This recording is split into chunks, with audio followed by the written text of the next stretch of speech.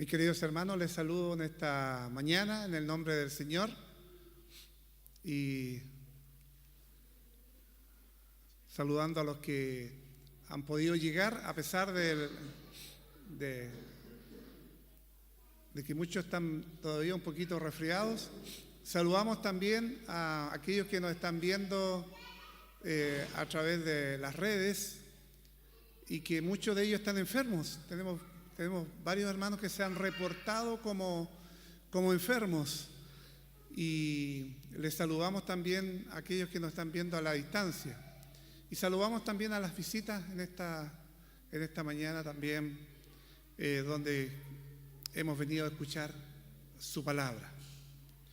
Y en esta serie de sermones del Evangelio de Marcos, que comenzamos ya hace más de 5 semanas atrás, nos encontramos con este evento tan particular y tan especial.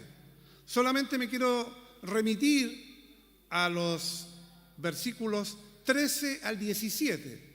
Se leyó del 1 al 17 para que entendiéramos el contexto cuando Jesús, ¿no es cierto?, sale a predicar la palabra por diferentes lugares y le encontramos allí sanando a muchos como señales, como señales de quién era o decía ser Él.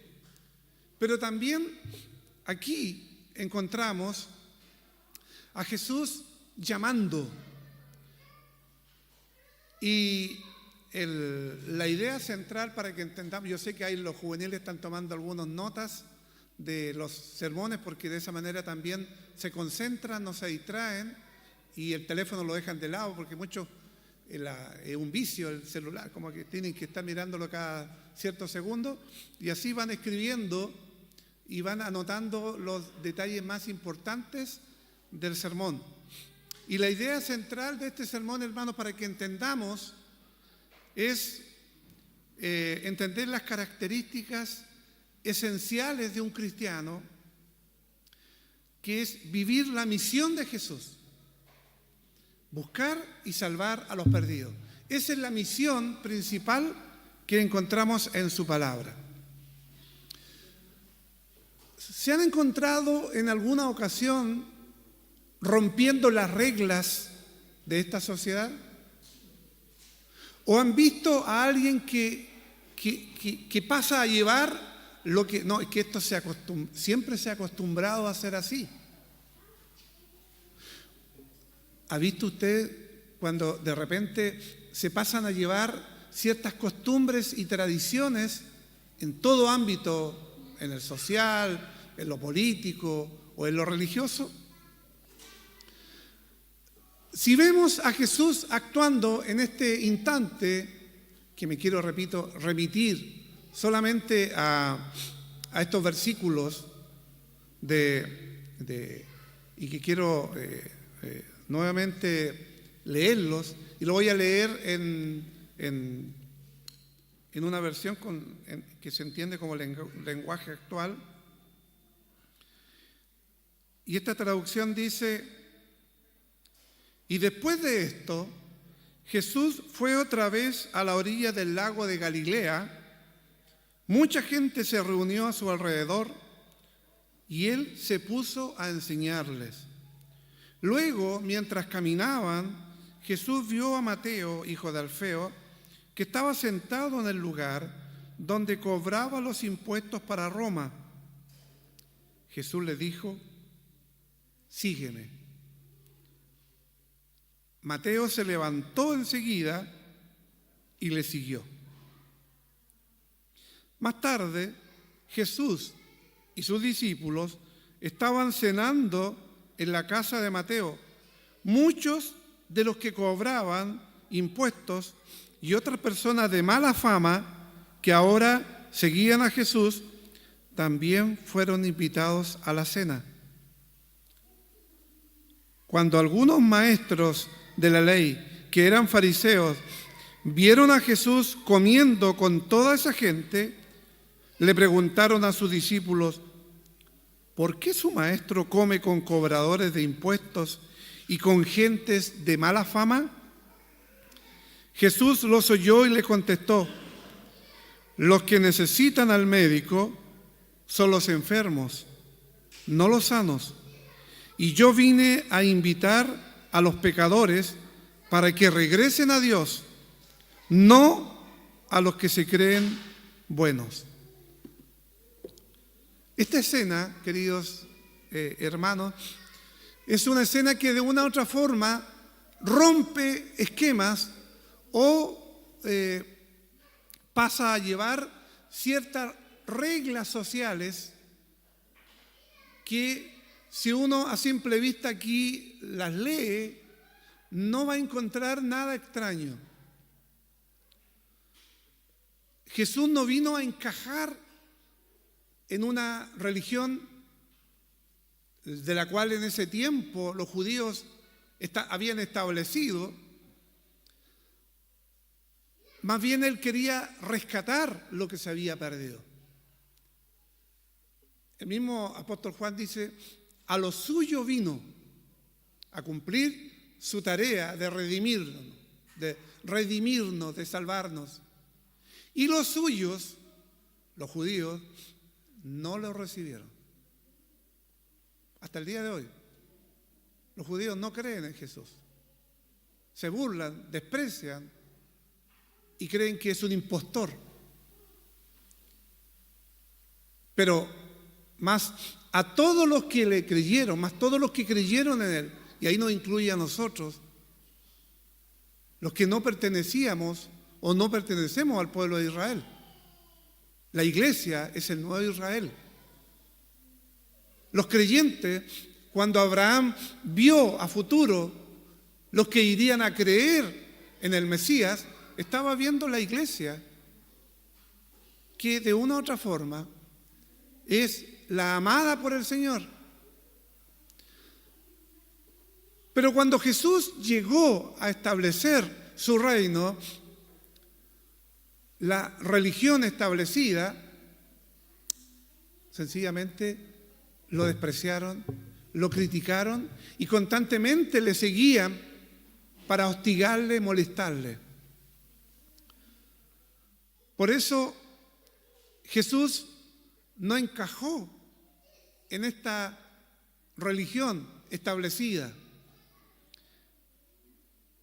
En Marcos, capítulo 2, del versículo 13 al 17, repito, donde voy a centrar el sermón, descubrimos la misión del Rey y lo que significa para sus seguidores en el día de hoy.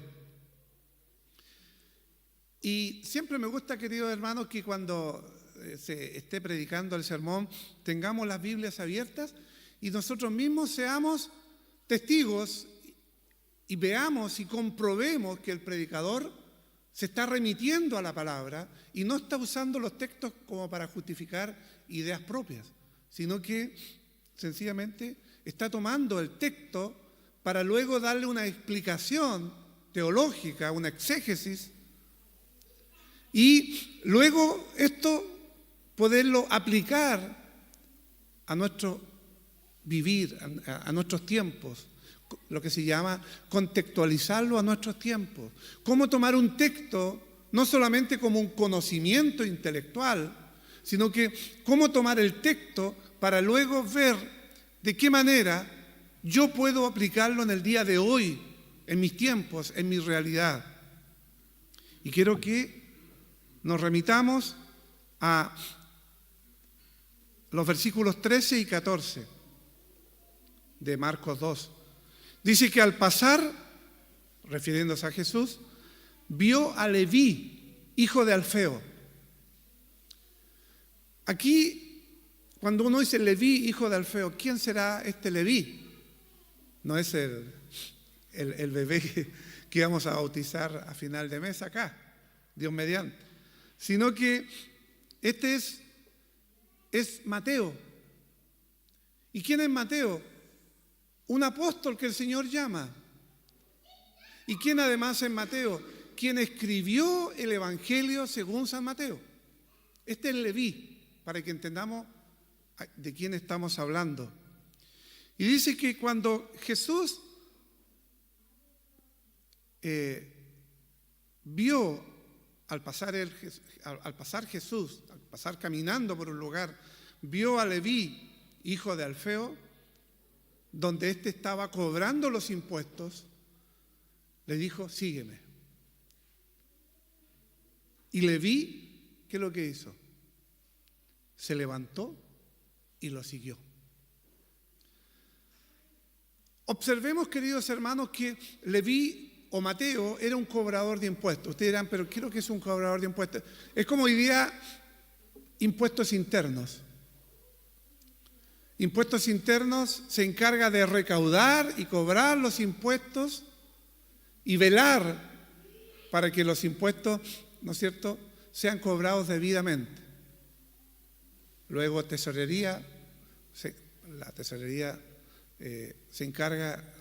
general se encarga de tomar estos dineros y darle el curso correspondiente. Pero impuestos internos tiene la misión de cobrar los impuestos hoy día. Y bueno, aquí tenemos uno o dos hermanos que son contadores públicos o contadores auditores y saben cuando impuestos internos llama a revisar ciertos papeles, generalmente tiemblan. ¿Por qué? Porque son muy estrictos y generalmente trae consigo una serie de consecuencias. Yo he tenido la ocasión de ir y ver afuera como mucha gente cuando entra se persignan. O sea, se encomiendan a Dios porque saben que pueden encontrarse con problemas y dificultades. Los cobradores de impuestos de ese tiempo tenían un poder ilimitado, pero a la vez tenían mala fama. Eran respetados, pero a la vez eran odiados. Y usted se preguntará, ¿por qué? Porque ellos cobraban los impuestos, no como hoy día se supone que los impuestos deberían ir para mejorar la calidad de los habitantes de nuestro país, en una serie de rubros. Pero en ese tiempo, los cobradores de impuestos cobraban los impuestos para el Imperio Romano, que era el imperio que los estaba allí oprimiendo y que gran parte de ese dinero iba en ayuda de esas fuerzas invasoras o esos militares. Pero también gran parte de eso iba para una serie de deidades que ellos tenían, que adoraban y que mantenían. Por lo tanto, los judíos, cuando entregaban obligadamente sus impuestos, lo hacían no pensando en que eso iba a ser para beneficio de su país, sino que iba principalmente en ayuda para el pueblo que los estaba allí invadiendo, que era el Imperio Romano. Pero por otro lado, el Imperio Romano permitía que los cobradores de impuestos tuvieran un margen para que también ellos obtuvieran ganancias. Entonces, cobraban impuestos altísimos, parte para lo que yo he mencionado y otra gran parte para beneficio propio del recaudador de impuestos. Por lo tanto, los impuestos eran elevadísimos, oprimían al pueblo, pero lo peor es que iba en beneficio de lo que a ellos les causaba dificultades y problemas. Esto, queridos hermanos, para que entendamos el contexto cultural, religioso, político de esos tiempos, del por qué los cobradores de impuestos no eran bien vistos o por qué los cobradores de impuestos no eran apreciados por el pueblo. Repito, el predicador tiene la tarea de explicar esta parte, porque no todos tienen la obligación de saber cuál era la función de un cobrador de impuestos.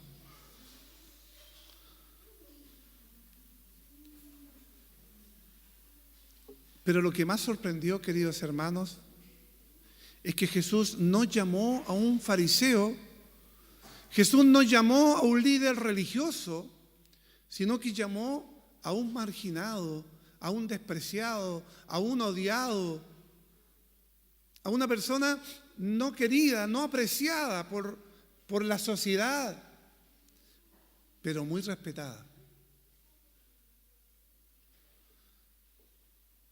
Si quisiéramos buscar un símil hoy día o buscar algo en el cual comparar,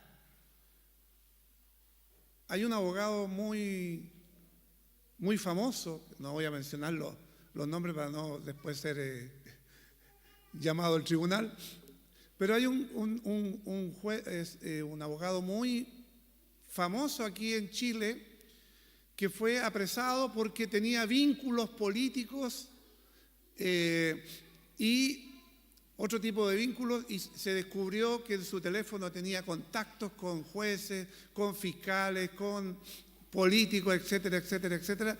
Y eso le llevó, a estar en la cárcel por mucho tiempo, mientras espera ser juzgado o está siendo juzgado. Este hombre, si quisiéramos buscar un símil, era un hombre que tenía mucho poder, porque era capaz de llamar a jueces para que ante un favor o ante una situación o ante jueces de la Corte de Apelaciones que tenían que ser allí nombrados, él tenía los contactos, hoy día se le llama los pitutos, para interceder por ellos. Y mucha gente cuando postulaba un alto cargo nacional, iba donde él o lo llamaba y le decía, quisiera ahí el nexo, el puente, el favor, y él se ha ido descubriendo con todos esos nexos, con todas esas redes que tenía, generalmente lograba lo que quería. Pero a la vez, él tenía después el poder sobre esa persona para exigirle o pedirle también un favor. Por lo tanto, si quisiéramos buscar un símil, podríamos decir, este era un hombre que tenía un poder grande en el país, que era muy temido, pero a la vez era muy odiado y muy rechazado por lo que hacía.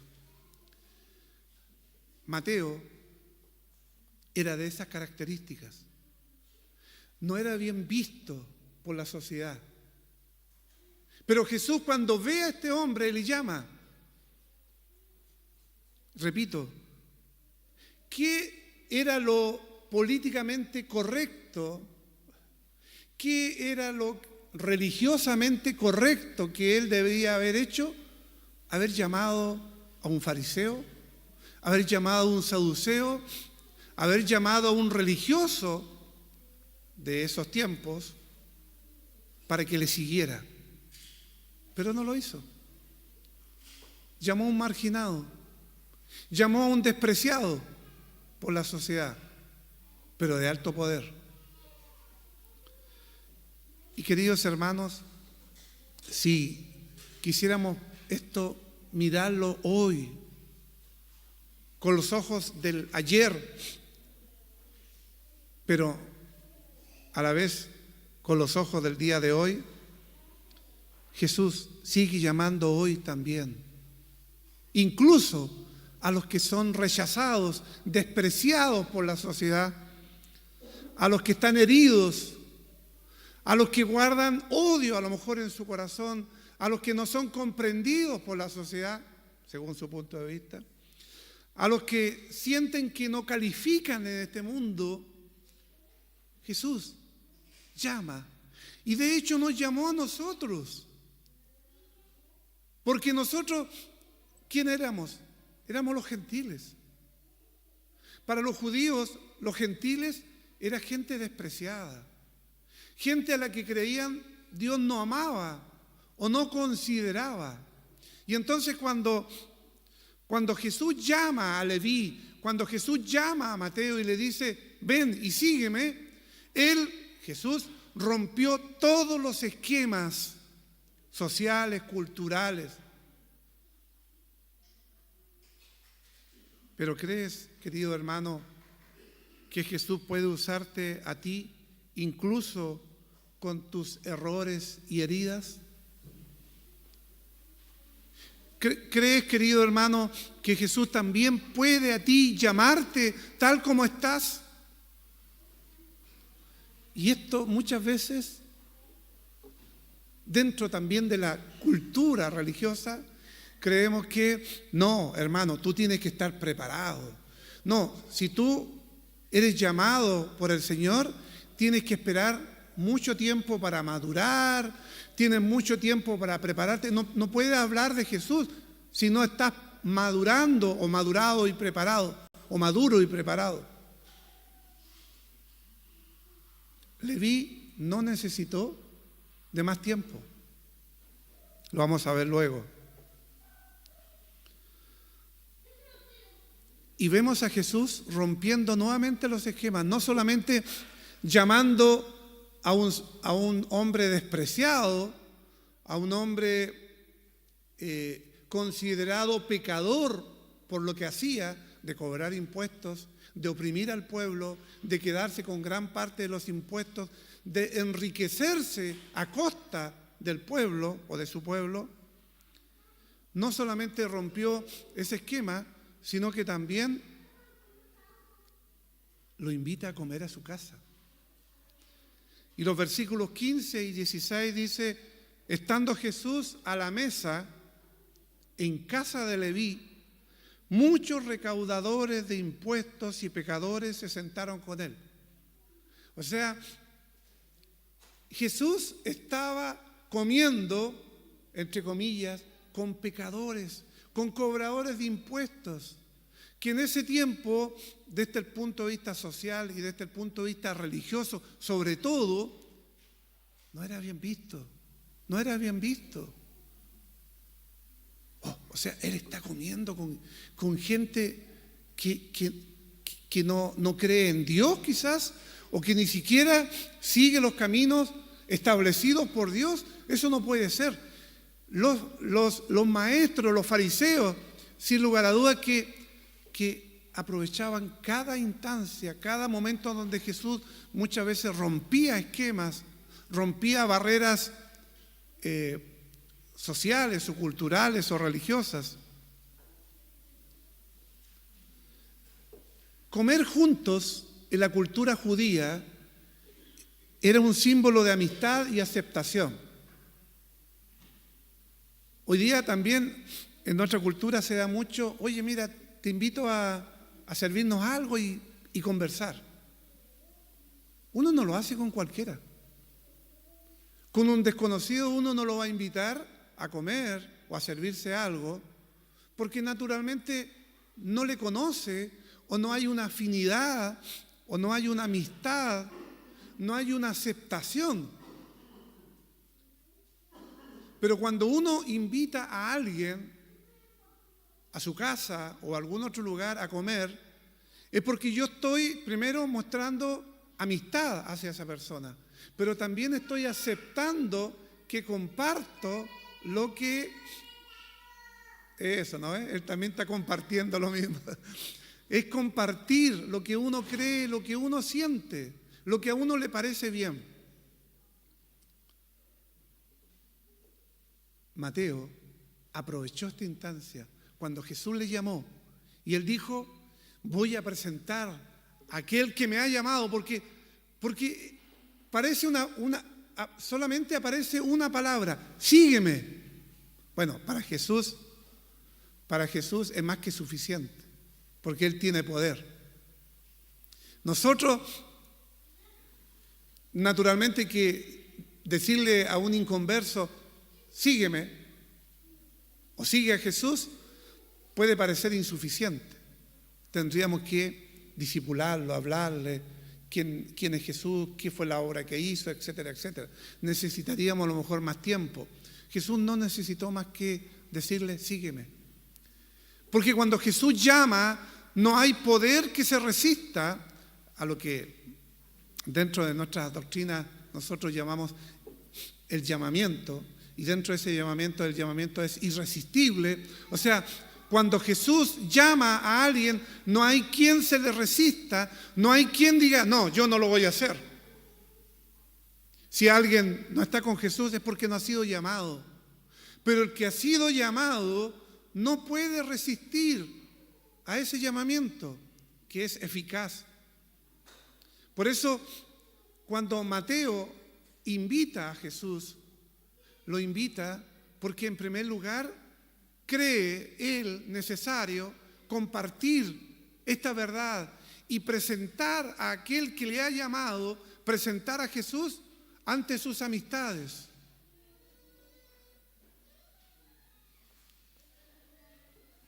Voy a cometer una doble infidencia.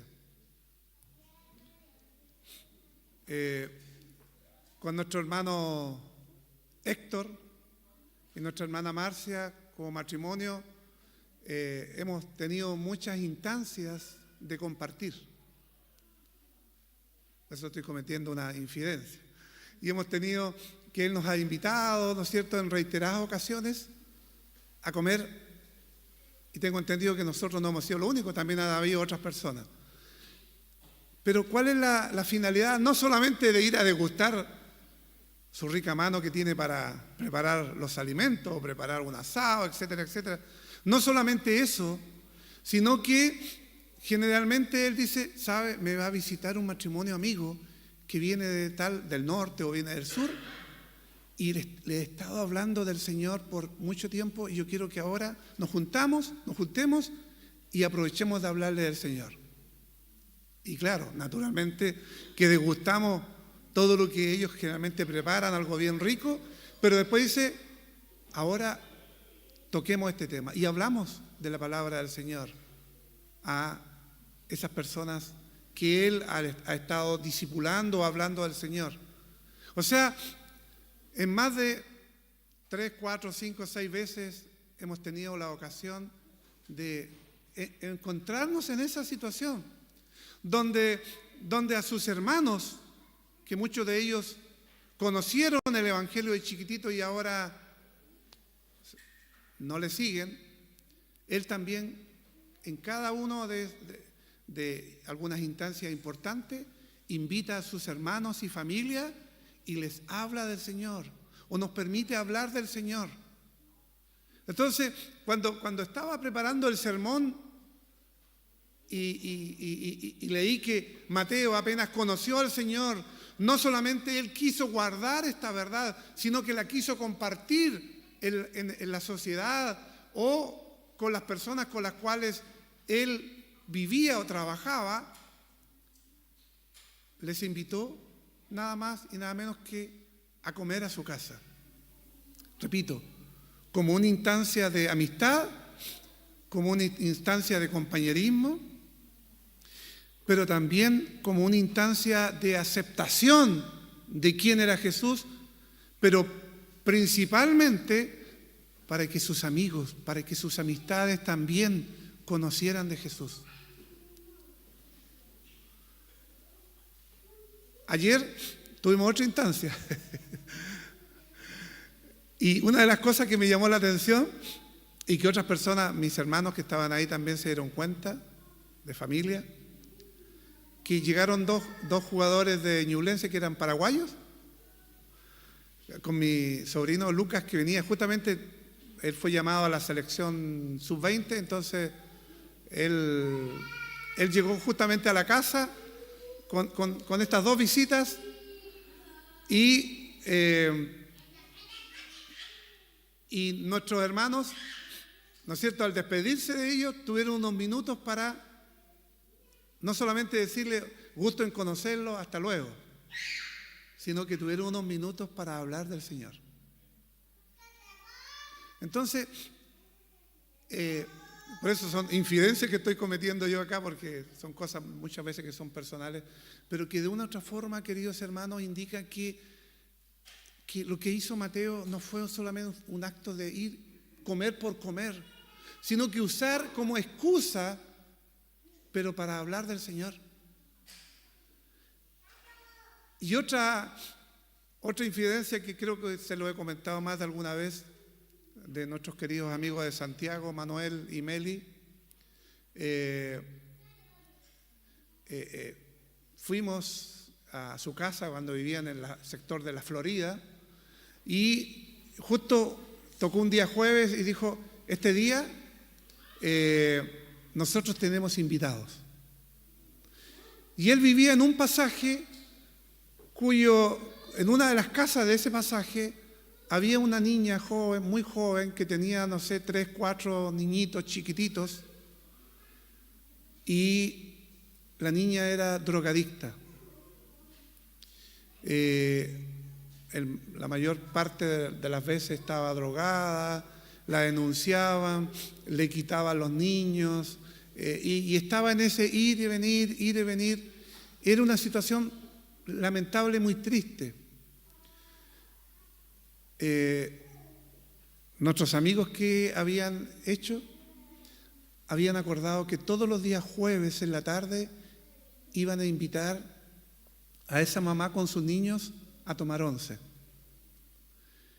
Y esos niños, junto a su mamá, para los niños era el día pero más importante, porque iban a estar con su vecino Manuel y su vecina Meli, que los invitaba a tomar once. Para el resto de la comunidad que vivía alrededor de ellos eran personas despreciadas, que en lo posible mejor no vivieran ahí en ese lugar. Tener vecinos adictos a la droga, tener niños que quedan de repente abandonados o que no tenían que comer. Naturalmente que para mucha gente no es una oportunidad de tender la mano, sino que más bien tratar de mirar hacia otro lado, con desprecio. Y ellos cada jueves en la tarde veían cómo los niñitos llegaban, pero impecablemente vestidos dentro de su pobreza, pero limpiecitos, bien peinaditos, y llegaban ahí con una cara expectante, porque iban a disfrutar una rica once. Y Manuel y Meli preparaban una once deliciosa y disfrutaban la mamá con sus hijos como visitas especiales, una rica once. Y ellos se esmeraban en preparar la mejor y rica once para estos pequeños y para esta mamá, repito, menospreciada, rechazada por la sociedad. Y después que tomaban una rica once y veía cómo esos niños disfrutaban de comer manjares deliciosos, ellos le hablaban del amor y la misericordia de Dios. Pero muchas veces decía él, lo que nosotros queremos, más que hablarles, es que vean a Dios a través de actos de misericordia de nosotros, para que conozcan también la bondad de Dios. Cierro el paréntesis de estas dos infidencias de que muchas veces, queridos hermanos, nosotros también tenemos una mirada sesgada o una mirada crítica, o muchas veces es mejor mirar hacia otro lado o decir, no, bueno, habrá otra gente que se encargará de ello, o el gobierno con sus centros de etcétera, que se va a encargar de ayudar a esta gente necesitada. Pero lo que muchas veces no entendemos, que son oportunidades que Dios nos da a nosotros, son privilegios que Dios nos da a nosotros. No dejar ese privilegio, rechazar ese privilegio por otras entidades que están quizás mandatadas por el país, por el gobierno, a cumplirlas. Pero nosotros somos mandatados por Dios para tener misericordia y para hablar a otras gentes del Señor, y no necesariamente a personas social o religiosa o políticamente correctas, sino que también a aquellas personas que a lo mejor están despreciadas por la sociedad, aquellas personas que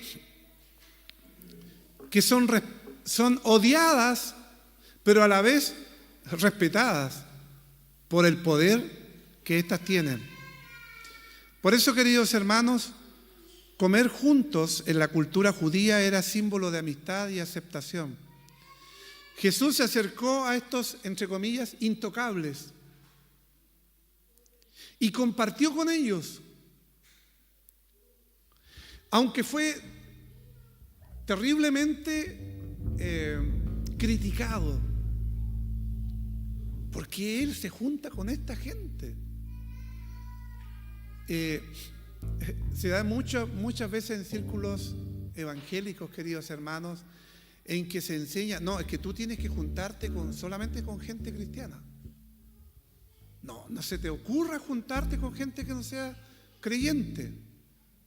Entonces uno se pregunta, ¿y a quién le voy a hablar del Señor si solamente tengo a mi círculo con los cuales comparto gente creyente? ¿Quién le va a hablar a la gente que, entre comillas, es inconversa o incrédula? Tampoco estamos diciendo que júntese con ellos y haga lo que ellos hacen, porque Jesús fue donde ellos, comió con ellos. Y naturalmente que la tarea de Él no era solamente ir a comer y a disfrutar la cena que Mateo o que Leví le había preparado, sino que la misión de Él era aprovechar esa instancia para hablar del Señor. Y Mateo entendió, cuando fue llamado por el Señor, que también él tenía la misión de presentar a Jesús a otras personas. Y tú, querido hermano, ¿estás dispuesto también? ¿Estás dispuesto a sentarte con quienes otros evitan? ¿A quienes otros sencillamente no consideran para escuchar el Evangelio? No para ser como ellos, sino para mostrarles el amor de Cristo. Y querido hermano, este pasaje que parece tan poco espiritual, porque habla de comida, ¿ah?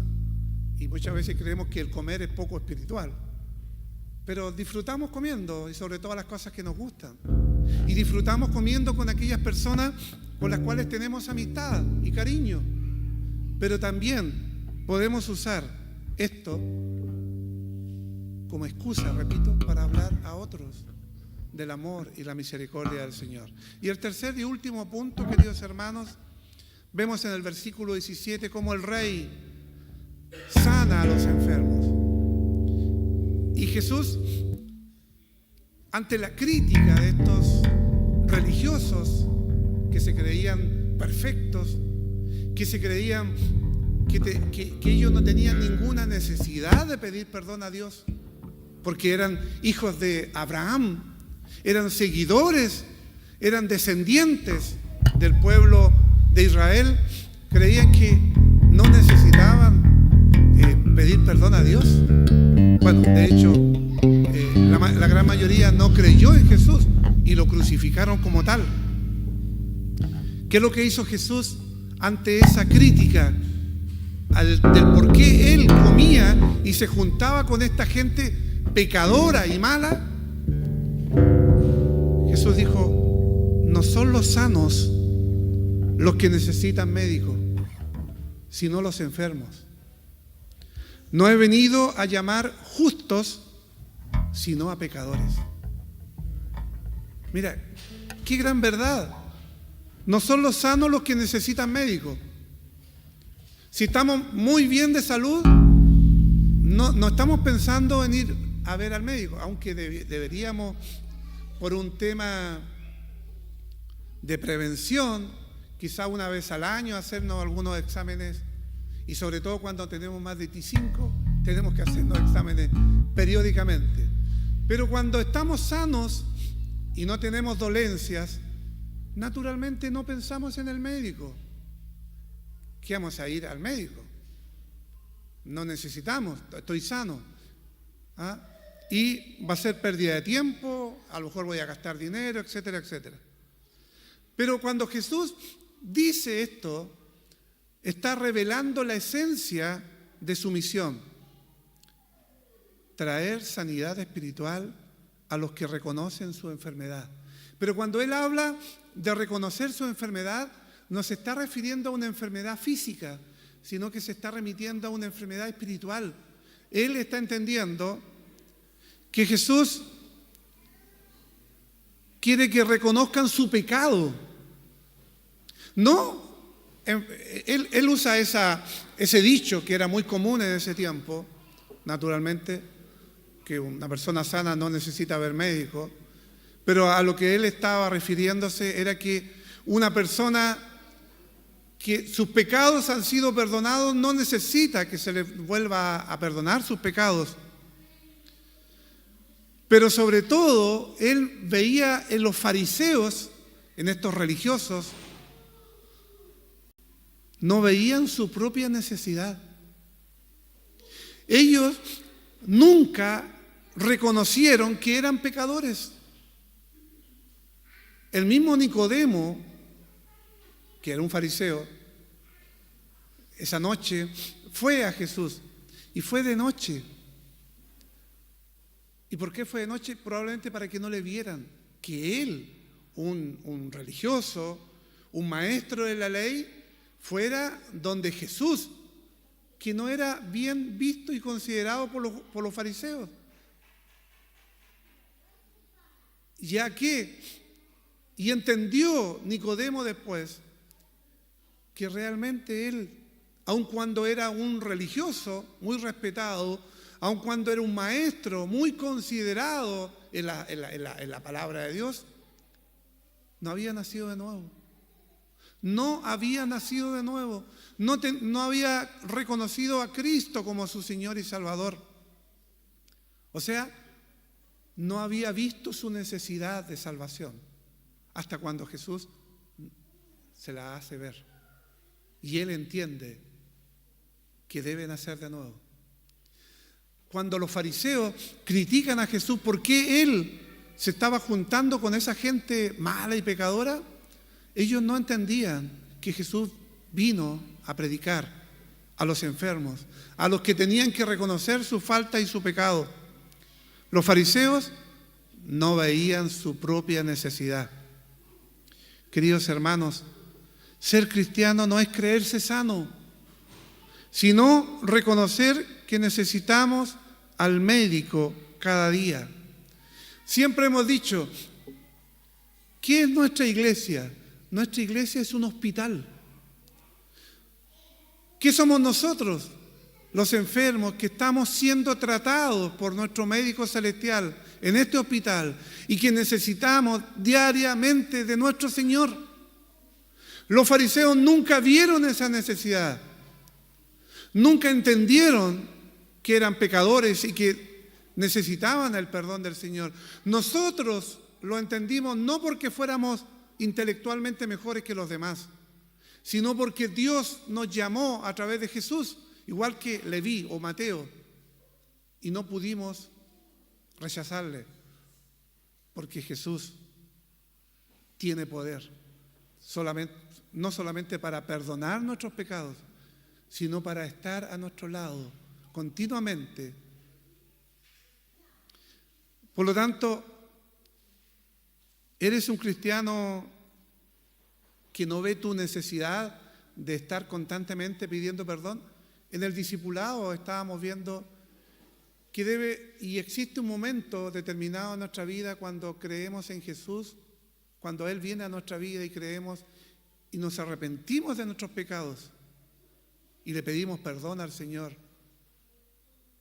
Pero no significa que con solo haber hecho esa oración de arrepentimiento y de perdón, o en algún momento haber orado por el perdón de nuestros pecados es suficiente. Cada día pecamos y cada día necesitamos el perdón del Señor. No es que si pecamos perdemos la salvación, no estoy diciendo eso. El Señor nos redimió por siempre, pero necesitamos pedir perdón diariamente por nuestros pecados. Por eso en la liturgia, por eso en el culto, hay una oración especial por el perdón de nuestros pecados. Los fariseos, los saduceos, los judíos en general, nunca creyeron tener esa necesidad de pedir perdón, porque ellos eran descendientes de Abraham y pertenecían al pueblo judío y creían equivocadamente que con ese solo hecho ya eran salvados. Pero Jesús les demostró que no era así. Y para ir concluyendo lo que hemos visto, queridos hermanos, la característica esencial de un cristiano auténtico, es que debemos reconocer nuestra necesidad de Jesús. Eso siempre debemos tenerlo presente.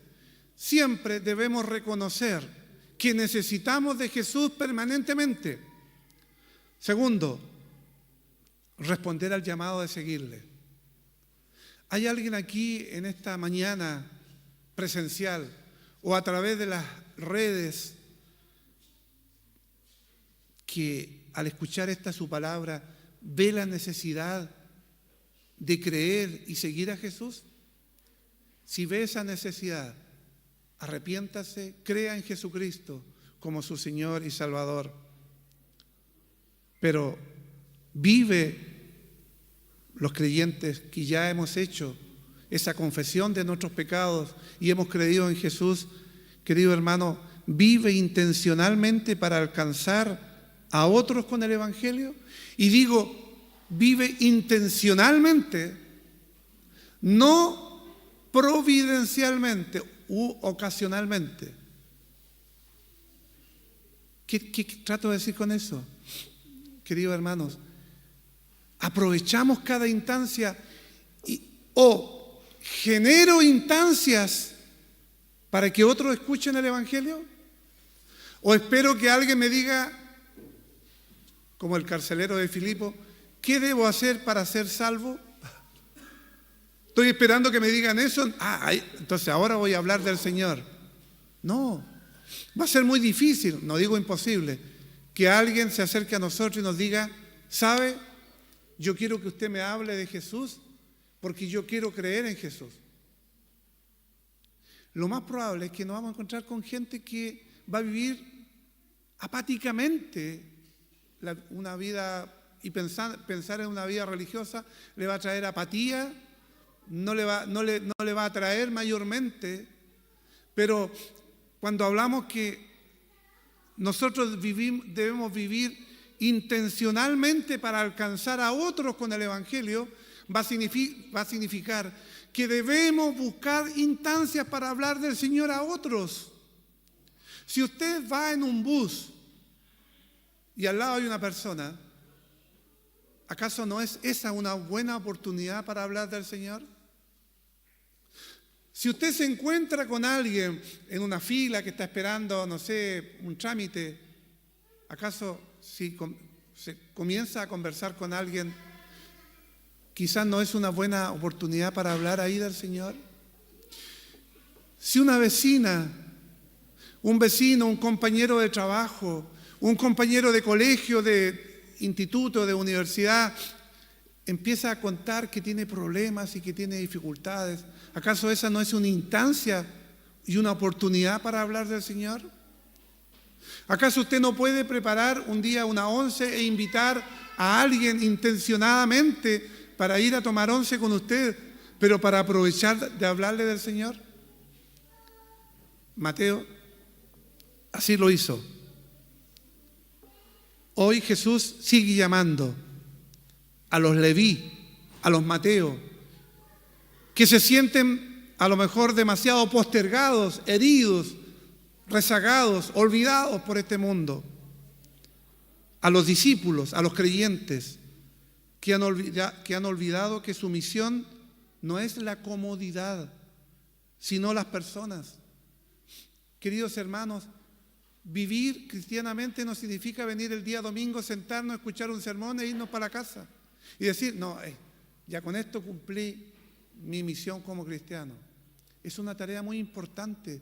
Pero aquí nos equipamos, aquí recibimos la palabra, pero aquí somos desafiados a luego salir y cumplir una misión y cumplir una tarea.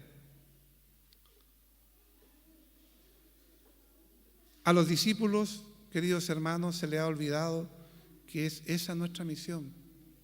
Pero caemos muchas veces en la comodidad. No, que hace frío. Bueno, después va a venir el tiempo de verano, va a ser mucho calor. Y van a venir con el tiempo los achaques naturales que todos tenemos. Y siempre buscaremos una y otra excusa en pos de la comodidad, más que mirar a Cristo, más que mirar al Señor como nuestro norte, más que buscar las almas perdidas y intencionadamente atraerlas a Cristo. Te unirás, querido hermano, a la misión del Rey. Serás un embajador de su amor en medio de un mundo herido. Realmente has sido desafiado, contrastado por la palabra en esta mañana entregada y predicada. Si es así, querido hermano, querida hermana, abóquese a orar y a preparar esa instancia para que otros también conozcan del Señor. Señor, te damos gracias porque un día nos llamaste también, así como lo hiciste con Mateo o Leví. Y así como él era indigno ante los ojos de quienes le rodeaban de ser llamado, nada más y nada menos por el Rey de Reyes y Señor de Señores, nosotros también, oh Dios, somos indignos de que hayas posado tu mirada en nosotros, que nos hayas escogido, que hayamos sido predestinados, como dice tu palabra, antes de la fundación del mundo. No merecemos absolutamente nada bueno de ti, pero tu inmenso amor y misericordia, oh Dios, fue capaz de alcanzarnos. Ayúdanos a seguirte ahora como creyentes con todo nuestro corazón, a amarte y amar a los demás, así como también tú nos amas a nosotros. Haznos, Señor, instrumentos de tu gracia para nuestros amigos, para nuestros colegas, para quienes nos rodean, partiendo por nuestra familia, partiendo por nuestra comunidad. Haznos instrumentos y ayúdanos a que nosotros de manera intencionada busquemos instancias y oportunidades para hablar de ti. Padre, esperamos que tú seas tocando nuestros corazones a través de tu palabra que ha sido predicada y tu Espíritu Santo, para que, oh Dios, esas verdades puedan reflejarse en cada uno de nosotros, y cuales Mateos o Leví seamos capaces también de llamar a nuestras amistades, a quienes nos rodean, partiendo por nuestra familia, para que también conozcan de Jesús.